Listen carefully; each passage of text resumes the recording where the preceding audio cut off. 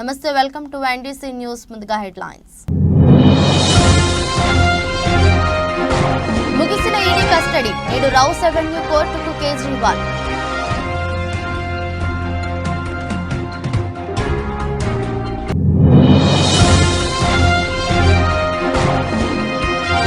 మత్స్యకారుల ప్రయోజనాలను దెబ్బతీశారు కాంగ్రెస్ డీఎంకేపై ప్రధాని మోదీ ఫైర్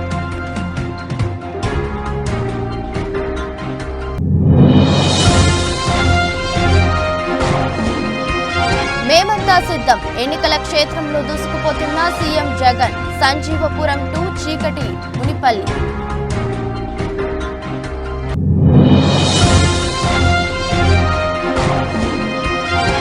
ఢిల్లీకి బయలుదేరిన రేవంత్ తెలంగాణ పెండింగ్ సీట్ల లెక్క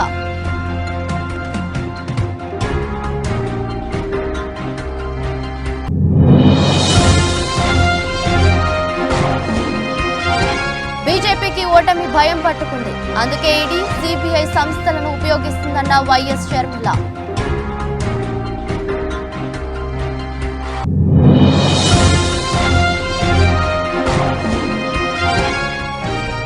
రావడం ఆలస్యమైన రచ్చ చేయడం మాత్రం కామన్ విశాఖలో ధోని బౌండరీల మోత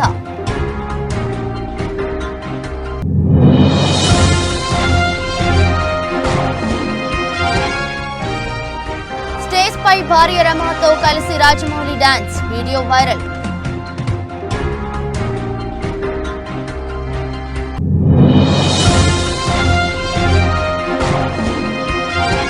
ఆర్థిక సంవత్సరం తొలి రోజే మార్కెట్లో ఉప్పెన గల్లంతైన పాత రికార్డులు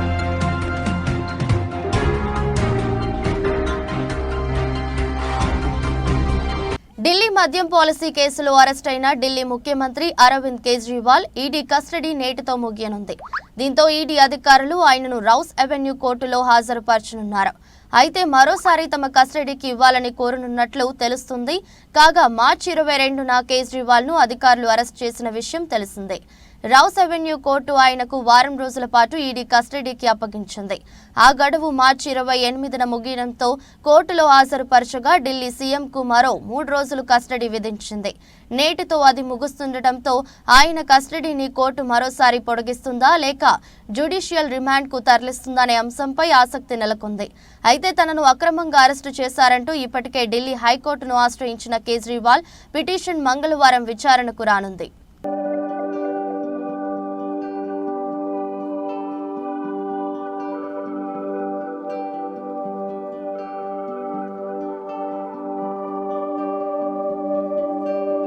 కచ్చతీవు ద్వీపంపై రాజకీయాలు తారాస్థాయికి చేరాయి. భారత్కు చెందిన కచ్చతీవు దీవిని కేంద్రంలోని అప్పటి కాంగ్రెస్ సర్కార్ 1974లో శ్రీలంక అప్పగించింది.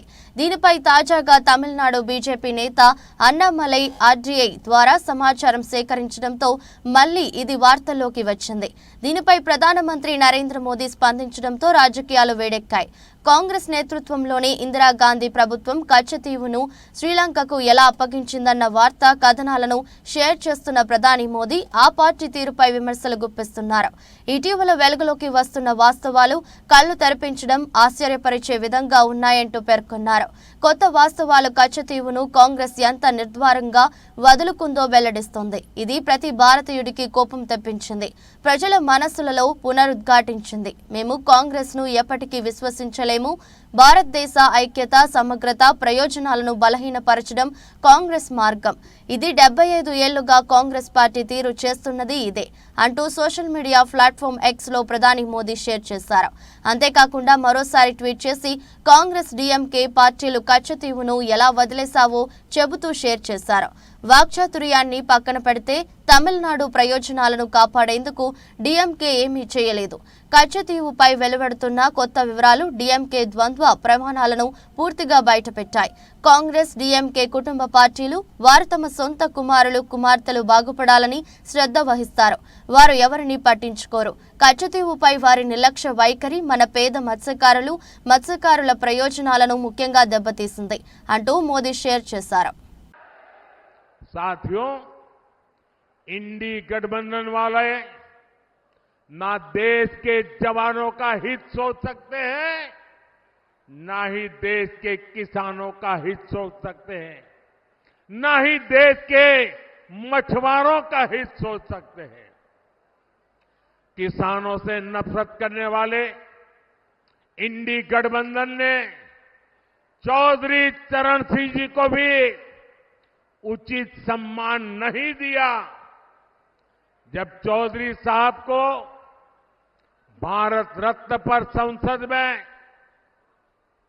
चर्चा हो रही थी, तब इंडी गठबंधन ने पार्लियामेंट के अंदर जो किया वो पूरे देश ने देखा है। जब हमारे छोटे भाई जयंत चौधरी संसद में चौधरी चरण सिंह जी के भारत रत्न के सम्मान को लेकर के बोलने के लिए खड़े हुए तो उनकी आवाज को रोकने की कोशिश की गई। भाई जयंत चौधरी को अपमानित करने का प्रयास किया गया। कांग्रेस और सपा को देश के किसान, इस क्षेत्र के लोगों की घर घर जाकर के माफी मांगनी चाहिए। और यहां का एक नागरिक कभी भी कांग्रेस, सपा जैसे उनके साथियों को कभी भी माफ नहीं कर सकते। साथियों, चौधरी साहब ने अपना जीवन किसानों की समृद्धि के लिए समर्पित किया था। हमारी सरकार भी किसानों के कल्याण को सर्वोच्च प्राथमिकता देते हुए काम कर रही है। यहां तो इतनी बड़ी अनाज मंडी है, यहां की गुड़ की मंडी सारे देश में जानी जाती है। आप भूले नहीं होंगे कि कैसे आप गन्ना किसानों को परेशान किया गया। गन्ना ఆంధ్రప్రదేశ్ ఎన్నికలకు సమయం దగ్గర పడుతుండటంతో అన్ని పార్టీలు జోరుగా ప్రచారం చేస్తున్నాయి. ఈ క్రమంలోనే మేమంతా సిద్ధమంటూ వైసీపీ అధినేత ముఖ్యమంత్రి వైఎస్ జగన్మోహన్ రెడ్డి బస్సు యాత్రతో దూకుడు పెంచారు. మరోసారి అధికారమే లక్ష్యంగా వ్యూహాలు రచిస్తూ ఎన్నికల క్షేత్రంలో దూసుకుపోతున్నారు. ఇప్పటికే కర్నూలు జిల్లాలో బస్సు యాత్ర పూర్తి కాగా ప్రస్తుతం అనంతపురం జిల్లాలో కొనసాగిస్తున్నారు. ఆదివారం ఈస్టర్ సందర్భంగా స్వల్ప బ్రేక్ ఇచ్చారు. ఇవాళ సంజీవపురం క్యాంపు సైట్ నుంచి వైసీపీ మేమంతా సిద్ధం బస్సు యాత్రను సీఎం జగన్ కొనసాగించనున్నారు. ముఖ్యమంత్రి జగన్ బస్సు యాత్ర 5వ రోజు షెడ్యూల్ ప్రకారం బత్తలపల్లి, రామాపురం, కట్టకిందపల్లి, రాళ్ల అనంతపురం, ముదిగుబ్బ, ఎన్ఎస్పీ కొట్టల, మలకవేముల మీదుగా పట్నం చేరుకుంటారు. ఆ తర్వాత పట్నం నడింపల్లి, కాలసముద్రం, ఎర్రదొడ్డి మీదుగా కుటగుల చేరుకొని మధ్యాహ్న భోజన విరామం తీసుకుంటారు. భోజన విరామం తర్వాత బయలుదేరి కదిరిపట్నం చేరుకొని విపిఆర్ ఫంక్షన్ హాల్లో మైనార్టీలు ఏర్పాటు చేసిన ఇఫ్తార్ విందులో పాల్గొంటారు. ఆ తర్వాత మోటకపల్లె మీదుగా జోగన్నపేట, ఎస్ ములకలపల్లె మీదుగా చీకటి మణిపల్లెలో చేరుకుని రాత్రి అక్కడే బస చేస్తారు. మేమంతా సిద్ధం బస్సు యాత్రకు అభిమానం పోటెత్తుతుంది. పల్లె పల్లెలో సీఎం జగన్ కు మహిళలు, వృద్ధులు, యువతి యువకులు, ఉద్యోగ కార్మిక సంఘాల నాయకుల నుంచి సీఎం జగన్ బస్సు యాత్రకు విశేష స్పందన లభిస్తోంది.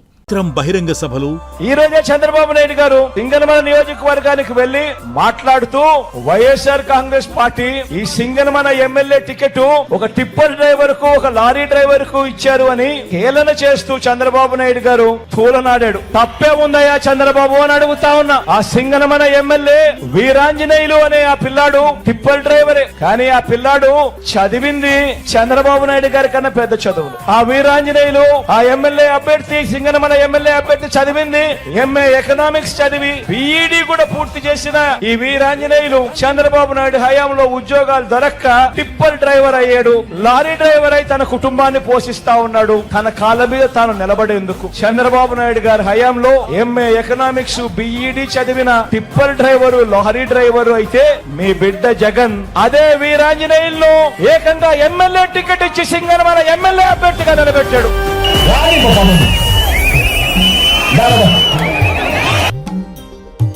కళ్ళ ఇల్లు ప్రతి తల్లి కన్నుల రెప్ప వెనుక పొంగే తపన నీదే జగన్ నీదే జగన్ చెట్టంత కొడుకు తల్లిదండ్రి కొరకు కష్టమంత నీదే నీకు మాకు మధ్యలో దొంగ బ్రోకర్లు లేని పథకాలు తెచ్చే తొలి ముఖ్యమంత్రి నువ్వే జగన్ నువ్వే జగన్ నువ్వే జగన్ నువ్వే జగన్. మన దేశంలో భారత రాజ్యాంగం నడవడం లేదని, బీజేపీ రాజ్యాంగం నడుస్తుందని ఏపీ కాంగ్రెస్ అధ్యక్షురాలు వైఎస్ షర్మిల విమర్శించారు. కాంగ్రెస్ పార్టీ అంటే బీజేపీకి ఎందుకంత భయం? బీజేపీకి ఓటమి భయం పట్టుకుంది. అందుకే ఈడీ, సిబిఐ వంటి సంస్థలను విపక్షాలపై ఉపయోగించి ఇబ్బందులకు గురి చేయాలని చూస్తుందని షర్మిల మండిపడ్డారు. కాంగ్రెస్ పార్టీ బలపడుతూకూడదని, కాంగ్రెస్ పార్టీ వద్ద ఒక్క రూపాయి కూడా ఉండకూడదన్నదే బీజేపీ సర్కారు కుట్ర అని ఆరోపించారు. అందుకు నిరసనగా విజయవాడ ఐటీ ఆఫీసు వద్ద ధర్నా తెలిపడమే పోలీసులు అడ్డుకోవడం సిగ్గుచేటని షర్మిల ధ్వజమెత్తారు. రాష్ట్రానికి ఒక్క మేలు చేయకపోయినా ఆదాని అంబానీల అనుచరులను పదవులు ఎందుకు కట్టబెడుతున్నారో సీఎం జగన్ సమాధానం చెప్పాలని నిలదీశారు. చంద్రబాబు చెబితే బీజేపీ పొత్తు పెట్టుకుంది, భయంతోనే అని పేర్కొన్నారు.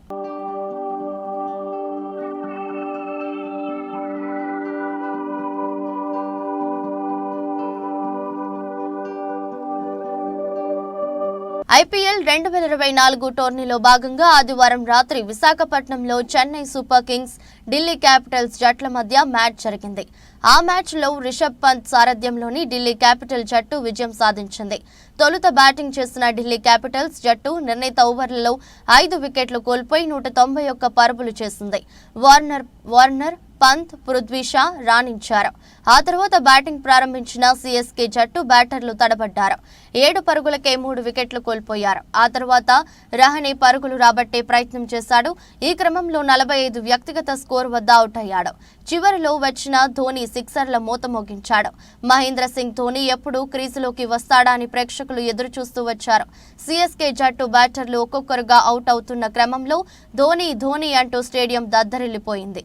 8వ స్థానంలో ధోని బ్యాటింగ్ కు వచ్చాడు. ధోని క్రీజులోకి వచ్చే సమయానికి మ్యాచ్ పూర్తిగా ఢిల్లీ క్యాపిటల్స్ చేతుల్లోకి వెళ్లిపోయింది. ధోని క్రీజులోకి వచ్చి రాగానే 6లు 4లతో విరుచుకుపడ్డారు.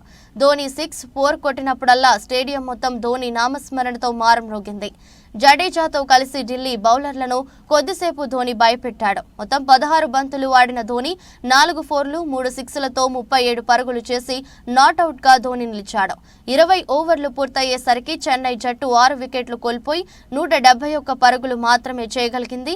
దీంతో సిఎస్కే జట్టు 20 పరుగుల తేడాతో ఓటమి పాలైంది. ఆల్రౌండ్ ప్రదర్శనతో అదిరే ఆట తీరుతో defending champion Chennai Super Kings కు ఈ సీజన్లో ఢిల్లీ తొలి ఓటమి రుచి చూపించింది. It's a good shot. It is a tremendous shot. He's latched onto that. A Dhoni special. తెలంగాణలోని రెండవ అతిపెద్ద మల్లన్న జాతరగా పిలువబడే పెద్దాపూర్ మల్లన్న ఆలయానికి భక్తులు పెద్ద సంఖ్యలో తరలివచ్చారు. స్వామివారి జాతర ఘనంగా జరిగింది. జగిత్యాల జిల్లా మెట్పల్లి మండలం పెద్దాపూర్ గ్రామంలో మల్లన్న స్వామి బోనాల జాతర కన్నుల పండుగగా సాగింది. తెలంగాణ, ఆంధ్రప్రదేశ్, మహారాష్ట్రల నుంచి లక్షలాది మంది భక్తులు తరలివచ్చి మల్లన్న స్వామికి బోనాలను సమర్పించారు. సుమారు 50,000కు పైన బోనాలు ఒకేసారి ఆలయం చుట్టూ ప్రదక్షిణలు చేస్తుంటే ఆలయ ప్రాంగణమంతా మల్లన్న నామస్మరణతో మారుమ్రోగింది. ఒగ్గు కళాకారులు డోలు చప్పుళ్లతో బోనాలను ఎత్తుకొని శివసత్తుల నృత్యాల మధ్య ముందుకు సాగారు. ఆలయం చుట్టూ భక్తులు 5 ప్రదక్షిణలు చేసిన అనంతరం స్వామివారికి బోనాలు సమర్పించారు. బోనాలు తిరుగుతున్న సమయంలో ఇసుక వేస్తే రాలనంత మంది భక్తులు కనిపించారు. స్వామివారికి పసుపు, బెల్లం సమర్పించి మొక్కులు చెల్లించుకున్నారు. అనంతరం నిజామాబాద్ కాంగ్రెస్ ఎంపీ అభ్యర్థి ఎమ్మెల్సీ తాటిపర్తి జీవన్ రెడ్డి, ప్రభుత్వ విప్ ఆది శ్రీనివాస్, కోరుట్ల కాంగ్రెస్ నియోజకవర్గ ఇన్ఛార్జి జువ్వాడి నరసింగారావు స్వామివారిని దర్శించుకుని ప్రత్యేక పూజలు చేశారు.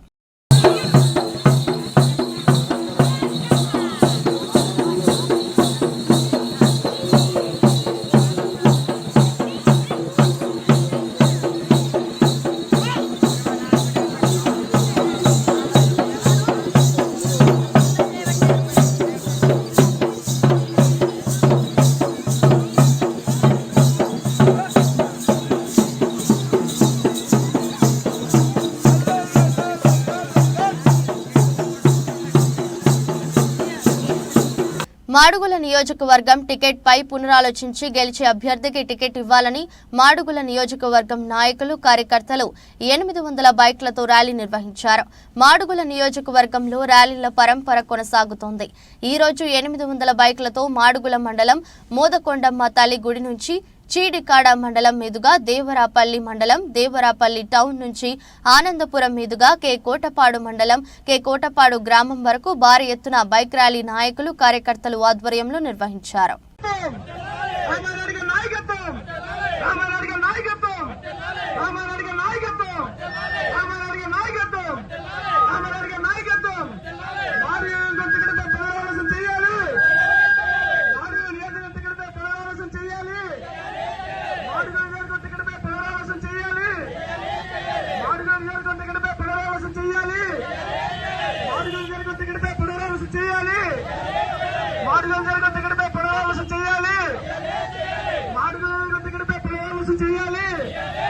డిప్యూటీ సీఎం బూడి ముత్యాల నాయుడుకి ఇంటి పోరు ఎక్కువైంది. 2024 అసెంబ్లీ ఎన్నికల్లో మాడుగుల నుంచి పోటీకి రెడీ అయిన కూతురు కొడుకు ఇండిపెండెంట్ గా పోటీ చేస్తానని ప్రకటించిన ముత్యాల నాయుడు కొడుకు రవి, డిప్యూటీ సీఎం కుమార్తె అనురాధకు ఇప్పటికే సీటు ఖరారు చేసిన వైసీపీ తులసి మొక్కలాంటి తన తండ్రి చుట్టూ చీడ పురుగులు చేరాయి. నా తల్లి కోరిక, తాత ఆశయం కోసం ఇండిపెండెంట్ గా బరిలోకి దిగుతున్నాను.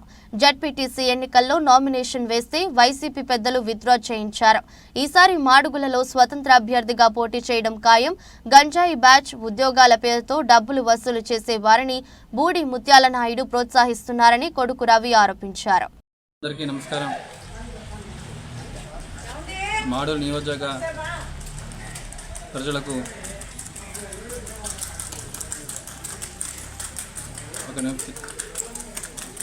జరగబోతున్న రాష్ట్ర ఎమ్మెల్యే ఎలక్షన్లో మాడుగుల నుంచి ఎమ్మెల్యేగా పోటీ చేయాలని సంవత్సరం ముందు నుంచే నేను నిర్ణయం తీసుకోవడం జరిగింది. ఎందుకంటే ప్రతి యువకుడు కూడా చిన్నప్పటి నుంచి పుట్టిన తర్వాత చదువుకున్న తర్వాత ఏదో చేద్దామని ఒక ఆలోచన ఉంటుంది. నాకు ఉద్యోగాల మీద కానీ గవర్నమెంట్ ఎంప్లాయీ మీద కానీ ఏ రోజు నాకు ఆసక్తి లేదు. కానీ ప్రజాసేవకు మీద మాత్రం నాకు మక్కువ ఎక్కువ. ఎందుకంటే మా తాతగారు మా అమ్మగారు నాకు నేర్పించిన ఒక పాఠం అది. బూడి మనవడగా నా తల్లి సఖీలు బూడవనమ్మ కొడుకుగా ప్రజాసేవకు చేసే ఒక దారి ఆ ద్వారా నాకు కలవడం జరిగింది. ముఖ్యంగా నేను పోటీ చేయడం కారణం ఎందుకంటే గడిచిన 5 సంవత్సరాల్లో మన మాడుగుల్లో గంజాయి రవాణా చాలా ఎక్కువగా చేయడం జరిగింది.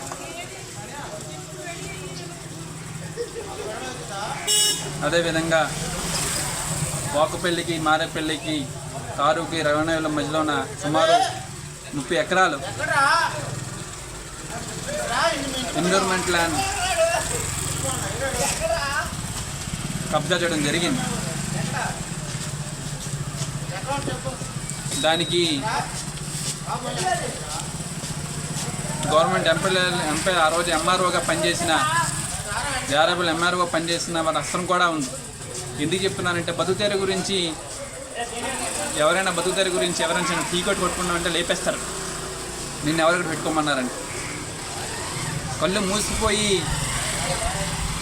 ఉద్యోగాలు చేస్తున్నారు గత 5 సంవత్సరాల నుంచి కూడా. కిర్లంపూడి ముద్రగడ నివాసంలో మాల మహానాడు రాష్ట్ర అధ్యక్షులు గుబ్బల రాజు ఆధ్వర్యంలో తన అనుచరులతో మాజీ మంత్రి వైసీపీ నేత ముద్రగడ పద్మనాభంను మర్యాదపూర్వకంగా కలిశారు.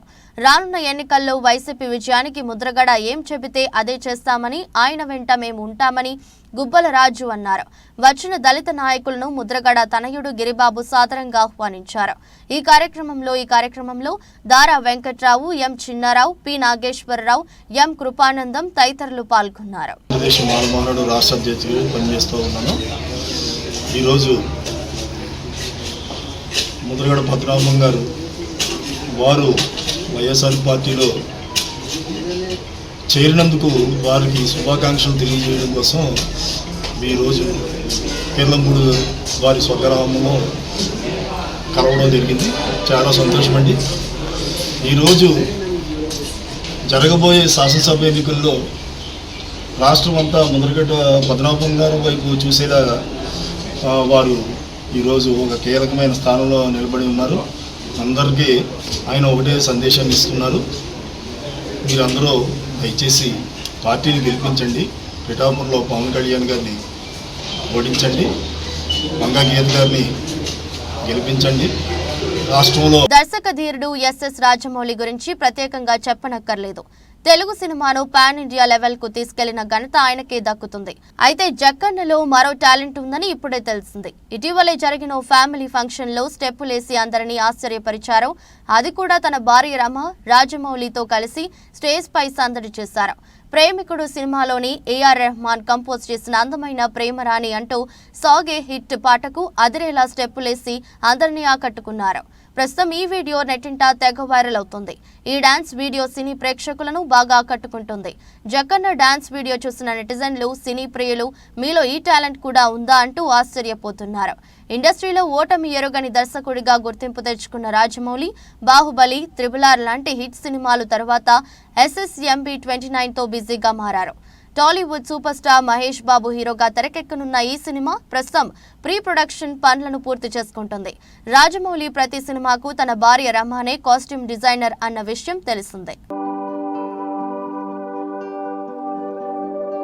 అత్తాపూర్ పోలీస్ స్టేషన్ పరిధిలోని కాటన్ గోదాంలో ఒక్కసారిగా చెలరేగిన మంటలు. విద్యుత్ షార్ట్ సర్క్యూట్ తో భారీగా ఎగిసిపడ్డ మంటలు స్థానికులు చూసి వెంటనే పోలీసులకు సమాచారం అందజేశారు.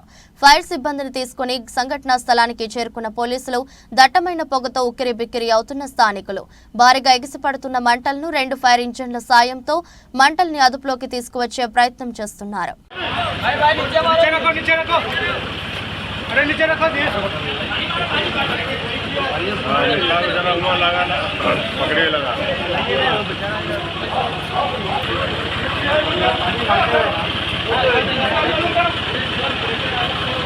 సీఎం రేవంత్ రెడ్డి హస్తినకు బయలుదేరారు. నిజానికి మధ్యాహ్నం 2 గంటలకు ఢిల్లీ వెళ్లనున్నారు. నేటి సాయంత్రం సిఈసి మీటింగ్ లో రేవంత్ పాల్గొనున్నారు. ఢిల్లీ ఏఐసిసి కార్యాలయంలో సిఈసి భేటీ కానుంది. సీఎం రేవంత్, డిప్యూటీ సీఎం బట్టి విక్రమార్క, సిఈసి సభ్యుడు ఉత్తమ్ కుమార్ రెడ్డి పాల్గొనున్నారు. తెలంగాణలో ఉన్న 4 పెండింగ్ స్థానాలపై చర్చించనున్నారు. ముఖ్యంగా వరంగల్, ఖమ్మం, హైదరాబాద్, కరీంనగర్ స్థానాలపై చర్చించనున్నారు.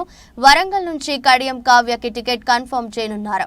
ఖమ్మం టికెట్ కోసం 3 మంత్రులు ప్రయత్నాలు సాగించారు. మంత్రులను పక్కన పెట్టి రాజేంద్ర ప్రసాద్ లేదా లోకేష్ యాదవ్ కి టికెట్ ఇచ్చే ఆలోచనలో కాంగ్రెస్ ఉన్నట్టు తెలుస్తోంది. హైదరాబాద్ నుంచి సోనియా మిర్జా, షెహనాజ్ తుబ్సుమ్ పేర్లు పరిశీలనలో ఉన్నాయి. కరీంనగర్ స్థానం కోసం వెల్చాల రాజేందర్, ప్రవీణ్ రెడ్డి పేర్లు పరిశీలించనున్నారు.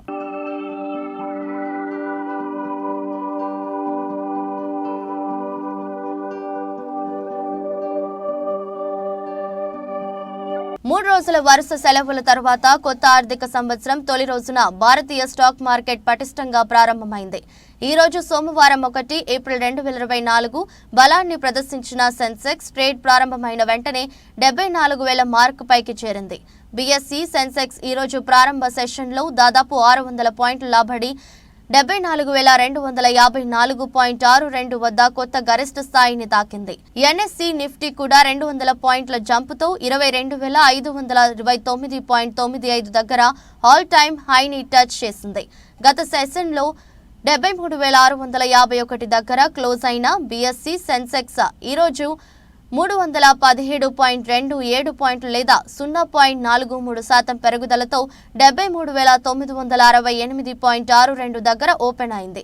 గురువారం 22,327 దగ్గర ఆగిన ఎన్ఎస్సి నిఫ్టీ ఈరోజు 128.10 పాయింట్లు లేదా 0.57% లాభపడటంతో 22,455.00 స్థాయి వద్ద ప్రారంభమైంది.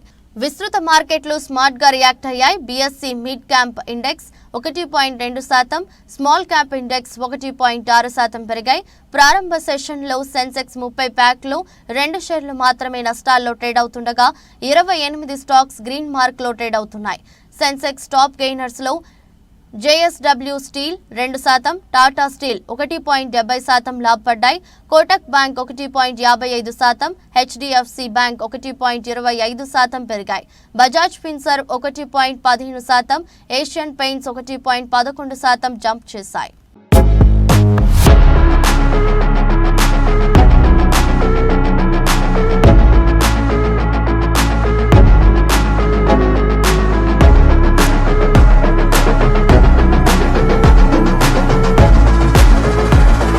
వార్తలు ముగించే ముందు మరోసారి హెడ్లైన్స్. ముగిసిన ఈడీ కస్టడీ, నేడు రౌస్ అవెన్యూ కోర్టుకు కేజ్రీవాల్.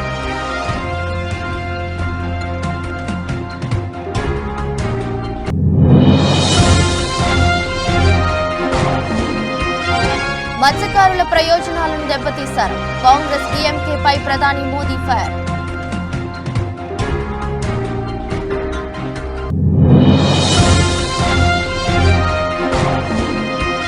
మేమంతా సిద్ధం, ఎన్నికల క్షేత్రంలో దూసుకుపోతున్న సీఎం జగన్. సంజీవపురం టు చీకటి మునిపల్లి.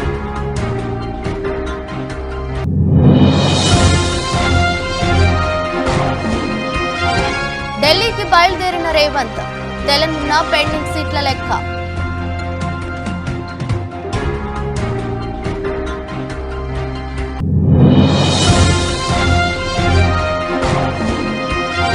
బీజేపీకి ఓటమి భయం పట్టుకుంది, అందుకే ఈడీ CBI సంస్థలను ఉపయోగిస్తుందన్న వైఎస్ షర్మిల.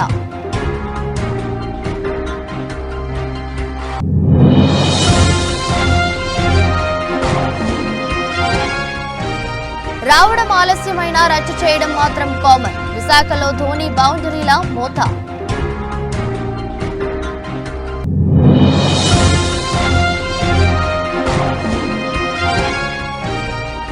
స్టేజ్ పై భార్య రమతో కలిసి Rajamouli dance, video viral.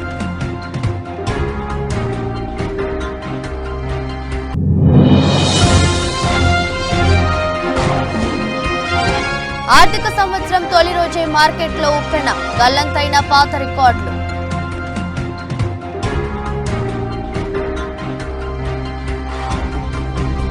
ఇదృష్టి bulletin మరో బులెటిన్లో మళ్ళీ కలుద్దాం. అంతవరకు సెలవు, నమస్కారం.